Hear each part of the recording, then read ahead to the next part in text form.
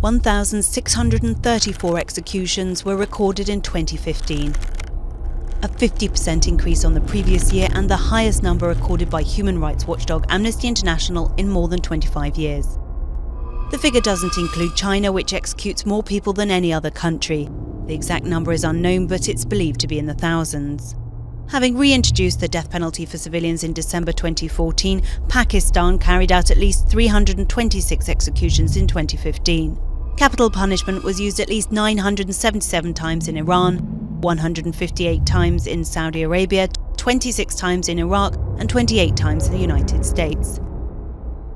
Despite a global trend towards abolishing the death penalty, people were executed in 25 countries in 2015, up from 22 in 2014. Methods used were hanging, beheading, lethal injection, and shooting. People faced the death penalty for crimes ranging from economic or non-violent drug-related offences to blasphemy, adultery, and murder.